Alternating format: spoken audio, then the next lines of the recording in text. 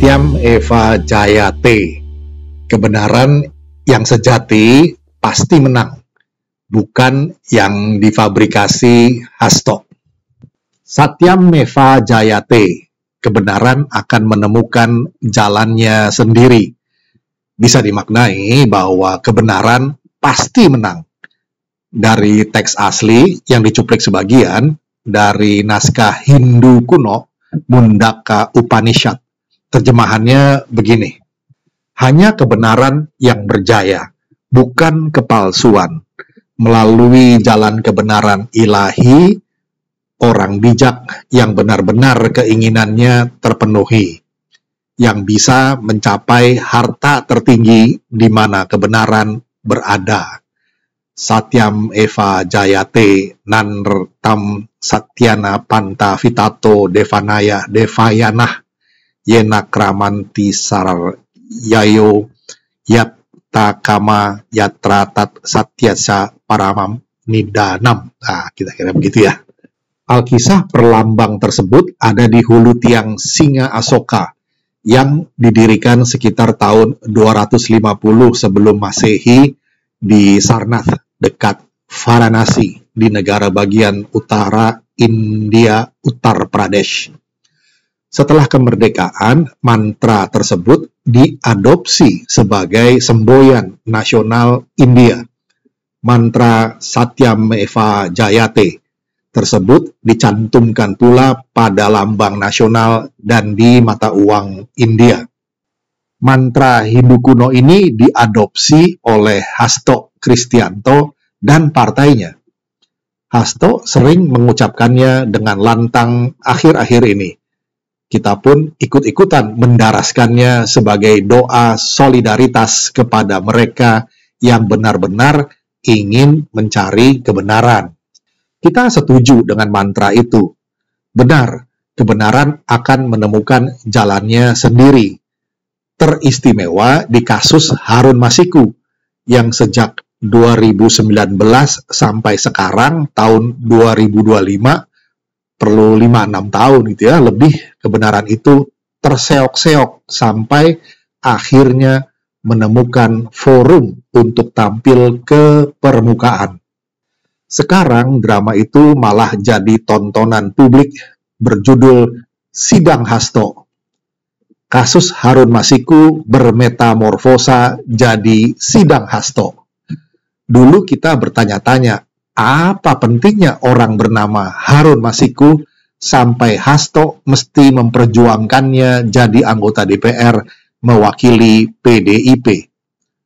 Lalu narasi di publik menjelaskan bahwa ada kepentingan soal barter perkara lantaran Harun Masiku itu orang dekat Ketua Mahkamah Agung waktu itu. Buat barter soal apaan? Katanya terkait BLBI. BLBI itu bukan Blibli yang toko online. Bukan itu. Tapi kependekan dari Bantuan Likuiditas Bank Indonesia. Cerita itu terjadinya di sekitaran masa kepresidenan Megawati, atau paling tidak terkait dengan urusan Badan Penyihatan Perbankan Nasional atau BPPN, serta surat keterangan lunas SKL yang diterbitkan Megawati. Konon begitu hikayatnya. Cerita persisnya kita tunggu saja kalau dari kasus Harun Masiku yang telah bergeser jadi Sidang Hasto sekarang ini terus berlanjut jadi mengungkap skandal atasan Hasto. Kita doakan saja dengan terus mendaraskan mantra sakti Satyam Eva Jayate. Kebenaran akan menemukan jalannya sendiri, dan kebenaran pasti menang. Sementara itu, di tengah-tengah rentetan kasus Harun Hasto dan nanti skandal atasan Hasto, terbongkar pula kasus mafia migas di Pertamina, lalu berbagai skandal di Bank Pembangunan Daerah atau BPD yang bisa menyeret banyak kepala daerah. Wah, bakalan rame ini. Tentu Hasto dengan lantang menyerukan Satyam Eva Jayate versinya sendiri untuk membenarkan posisi hukumnya. Demikian pula publik pada umumnya menginginkan kebenaran yang sejati yang muncul, bukan yang difabrikasi sedemikian rupa untuk sekedar membenarkan pihak tertentu. Menyimak sidang pertama yang beragenda pembacaan dakwaan, kita sekarang mengerti apa sih yang dituduhkan Jaksa Penuntut Umum atau JPU kepada Hasto dalam sidang tipikor tindak pidana korupsi kemarin itu. Kita tidak perlu terkecoh dengan upaya-upaya pengalihan isu yang ingin memosisikan Hasto sebagai seorang tahanan politik atau tapol, padahal sesungguhnya ia hanya seorang terdakwa kasus korupsi. Upaya politisasi kasus hukum ini sangatlah menghina kecerdasan publik. Dakwaan yang diajukan JPU, Jaksa Penuntut Umum, di sidang tipikor ini pun jelas, soal suap menyuap dan soal menghalangi penyidikan. Jelasnya, Hasto didakwa memberi suap sebesar 57.350 dolar Singapura atau sekitar 600 juta rupiah kepada anggota KPU Wahyu Setiawan pada rentang tahun 2017 sampai 2022. Awalnya Wahyu Setiawan mintanya 1 miliar rupiah, begitu ceritanya.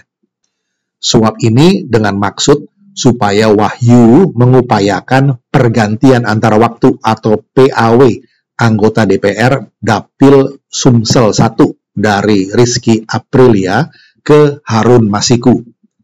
Dalam melaksanakan upaya suap menyuap ini, dalam dakwaan jaksa KPK mengungkapkan Hasto bekerja sama dengan Doni Tri Istiqomah, Saiful Bahri, dan Harun Masiku.